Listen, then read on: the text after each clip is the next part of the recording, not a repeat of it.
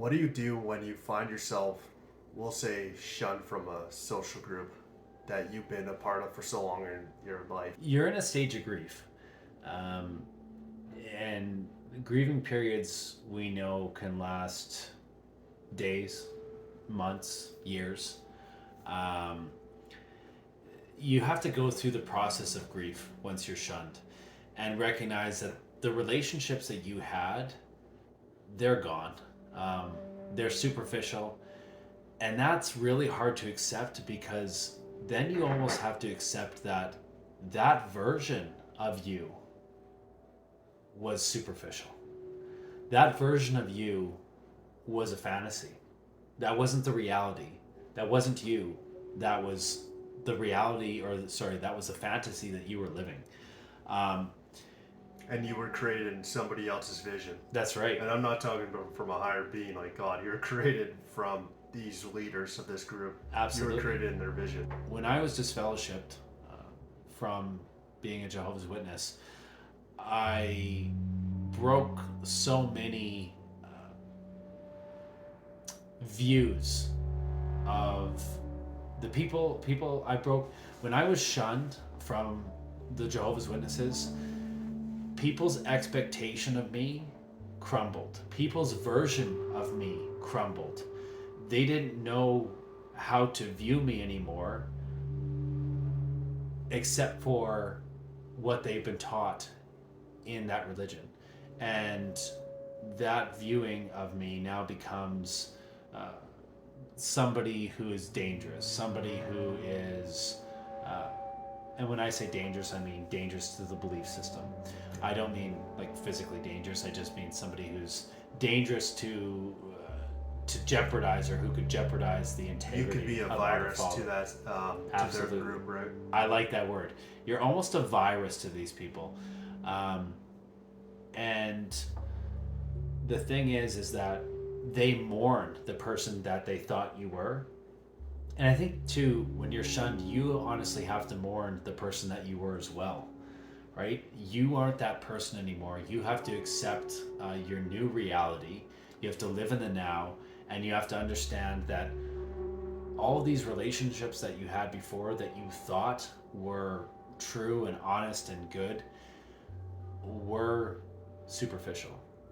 They were surface level. They were basically dependent on how you acted. They were dependent on what you believed and what you said and what you did. It's the epitome of conditional love.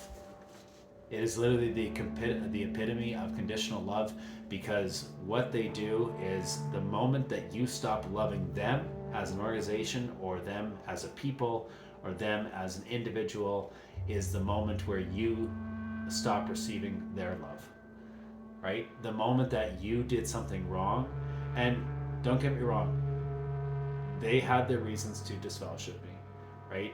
In their um, requirements of what a Jehovah's Witness is supposed to be, yes, um, I didn't.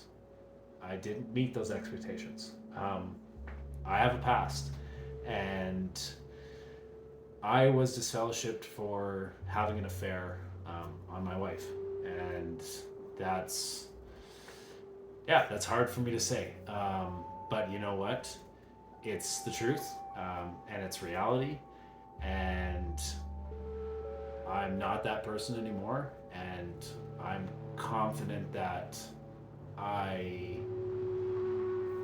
can accept reality, and I can accept that I'm not that, wounded inner child who made that decision, and not that wounded person who, is fighting against a program that I don't know how much of a chance I really had, to be honest with you. And after that whole ordeal was finished, I mean, I can understand if it's still occurring, right? It's past demons coming up again and Mm-hmm. again. It probably will throughout a lifetime. It's how you handle it, right? Like how anyone handles any situation they have to deal with. For That's sure. from their past. But once you got past, let's say the heavy blow of the grief stage, there, did you come out stronger? To answer your question, I'm not glad it happened with regard to The way it happened? the way it happened and what happened with my family. I don't think anybody goes into an affair thinking, hey, I want to split up with my wife and I want to break my family apart and I want to basically give my child or my children trauma. Um, when you're in that headspace, you are a narcissist in that headspace.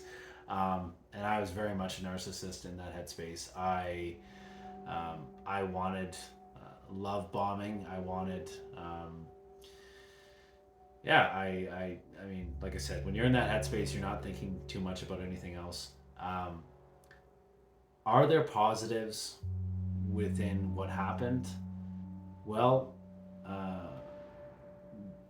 do I think that I'd be doing this today if I hadn't done that? No.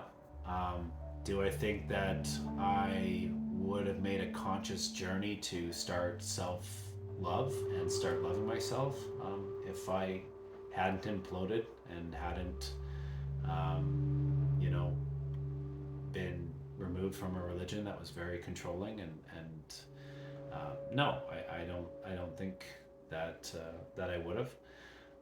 So life is funny that way, I guess, and yeah, this isn't that easy to talk about for sure. Well, and But sometimes you just has to get everything has to get torn down, right? You gotta have Yeah. that SHIT kicked out of you, and yeah, you build up from there, right? You learn lessons, and you know what? Really, you go one of two ways: you let it keep you down, or you build back stronger, right? You learn how to handle that stuff, right? and it doesn't help anybody to stay down. You know, it doesn't help myself to stay down. It doesn't help my kids to stay down. It doesn't help the people around me to stay down. It doesn't help anybody to wither away in my own sorrows and play the victim, right? Yeah. It's never going to get us anywhere, right? We have to take ownership of our decisions, and that's what they are.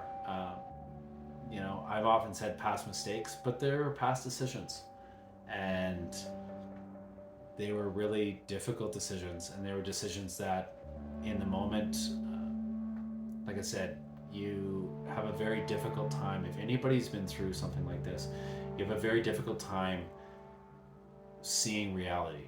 You are so enmeshed with fantasy that you believe that it's the only way to escape what you're feeling, and it's the only way to feel love.